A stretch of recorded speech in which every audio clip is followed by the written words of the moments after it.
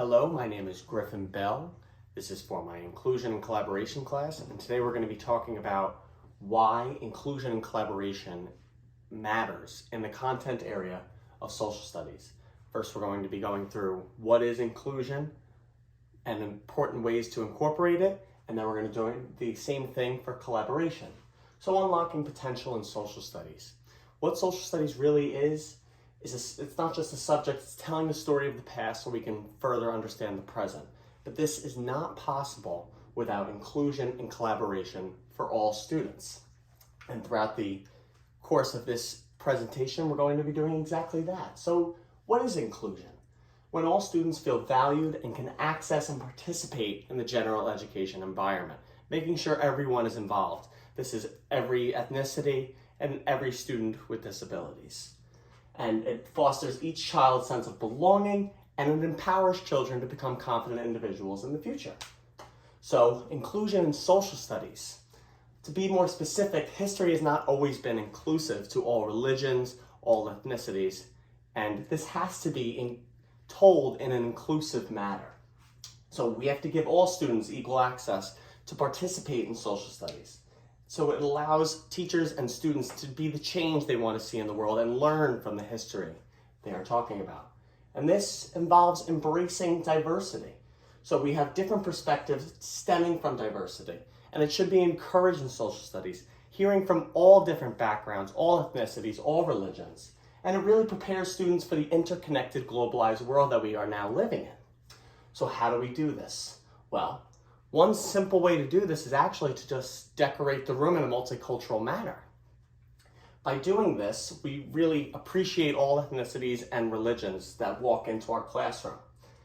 And we want to share all cultural sides of a story. For example, if we're talking about Native Americans and white colonists, we look at different primary sources.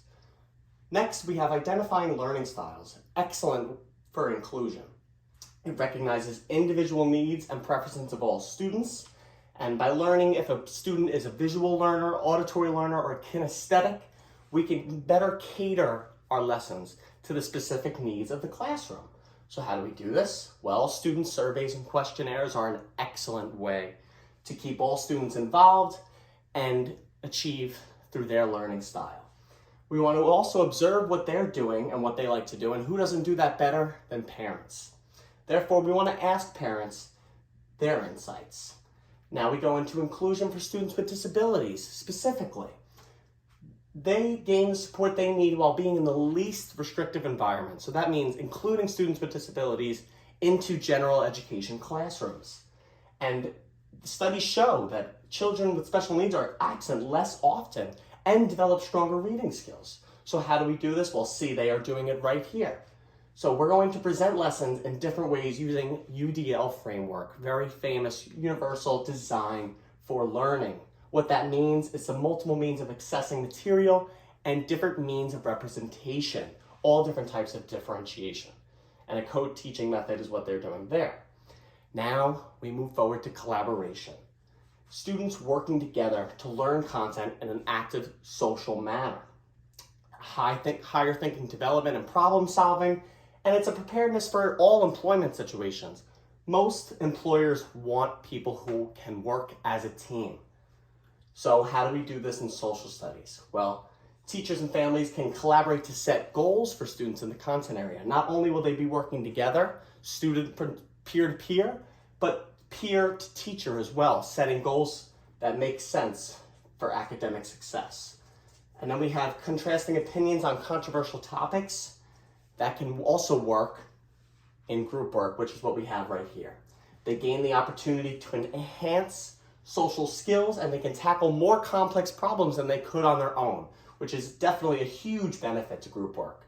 And they're held accountable for their actions. If they don't do what has to be done, it affects not only them, but it affects the entire group. So here's the 5-step process to conducting group work. Step 1, we have to identify the objectives to the students, right? Backward design. Making the task challenging. Step 2, form groups prior to instruction for easiness. And step 4, ensure students work with different people. Step 5, monitor progress. Inquiry-based projects, excellent For collaboration, it differs from the traditional social studies and supports differentiation. They work together to gather evidence and answer compelling questions. And it sparks curiosity in students since they have the autonomy to investigate what they are curious about.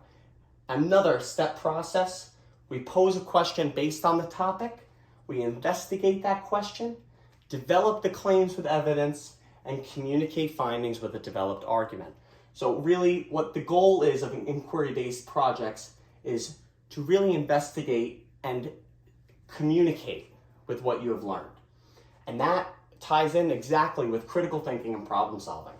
With collaboration, you have a thoughtful discussion with peers, and students must first analyze historical events and context in order to do this. So it usually consists of understanding root causes and events and their effects in social studies. How do we foster this? Well, Socratic seminars are an excellent way to foster problem solving and critical thinking. We ask open-ended questions and challenge each other's interpretations of a primary source. And peer feedback, after the individual assignments are completed, we can then collaborate even in individual assignments. So to conclude, inclusion and collaboration is absolutely essential in social studies and ensures everyone has an equitable, diverse education regardless of any need, disability, or religion, and it boosts many skills that are needed for now and for the future. And educators can benefit, and that's my work cited. Thank you, everyone.